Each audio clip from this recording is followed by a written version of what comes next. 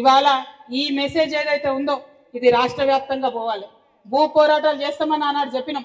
పెద్ద భౌగోళిక ప్రదేశం తెలంగాణ కోసమే కొట్లాడి తెచ్చుకున్నాం మనం.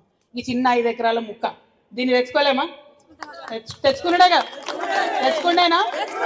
కదిలేదు లేదు. ఇక్కడ నుంచి ఖచ్చితంగా ప్రభుత్వం దిగి వచ్చి హామీ ఇచ్చేంత వరకు ఇక్కడే ఉంటాం, ఇక్కడే వంట వార్పు చేసుకుంటాం, శాంతియుతంగా ఉంటాం, పాటలు పాడుకుంటాం, మన బాధలు మనం చెప్పుకుంటాం, వంటలు చేసుకుంటాం, బతుకమ్మలు ఆడుకుంటాం, అంతే. వేరే ఎవరిని ఏం అనేది లేదు. మన పని మనం చేసుకుంటాం. మా పోలీస్ అన్నలు కూడా వచ్చిరు. మేము వండుతాం, ఇంత బుక్కడి పెడతాం, మీరు కూడా తినుంది మాతో పాటు ఇన్నే కూర్చోరి. ఎందుకంటే మాకు కదిలే ఉద్దేశం లేదు. మీరు ఎండకూరి మమ్మల్ని ఎండనీయకూరి, అంతేనా? మేము వండుతాం, మీరు తినుండ్రి ఉండురి. ఎవరైతే కాంగ్రెస్ పార్టీ పెద్ద నాయకులు ఉన్నారో వాళ్ళు దిగొచ్చి మాట ఇచ్చేంత వరకు ఇక్కడే ఉంటాం. మన భూమి మనం సాధించుకుందాం.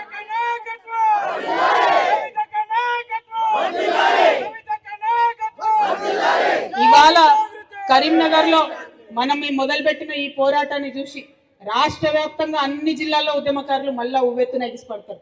రాష్ట్ర వ్యాప్తంగా అన్ని ఉద్యమకారులు అన్ని చోట్ల ఉన్నటువంటి ప్రభుత్వ భూములను ఆక్రమించుకుంటారు. ఆక్రమించుకోవాలని చెప్పి నేను ఇవాళ పిలుపిస్తా ఉన్నా. ఎందుకంటే ఇది మన భూమి, మన చెమటతోని మన రక్తంతో వచ్చిన భూమి. మనం ప్రభుత్వం భూమి దిగి వచ్చి ఇస్తే ఓకే, లేదంటే మనమే పోయి ఆక్రమించుకుందాం. దీనిలో వెనక్కి తగ్గేది లేదు, మారు మాట లేదు. ఈ విషయం మీదనే మంచిగా ప్రశాంతం కూర్చోండి, కూల్గా కూర్చోండి. మన వంట అయ్యేదాకా ఓపిక ఉండు. ఆకలైతుందా? ఏం లేదు, జర వంట అయ్యేదాకా ఓపిక ఉండుని. నేను ఇప్పుడు అక్కడికి పోయి కొంచెం వంటలో కూడా వాళ్ళకి సహాయం చేస్తా. అంత లోపల ఇక్కడ పాటలు పాడేటోళ్ళు పాటలు పాడండి దయచేసి. Thank you. జై తెలంగాణ, జై తెలంగాణ. జోహార్ తెలంగాణ అమరవీరులకు, జోహార్ తెలంగాణ అమరవీరులకు. ఉద్యమకారుల ఐక్యత, ఉద్యమకారుల ఐక్యత. మా భూమి, మా భూమి, మా భూమి ఎవడిచ్చేదేందిరా, ఎవడిచ్చేదేందిరా, ఎవడిచ్చేదేందిరా. జై తెలంగాణ.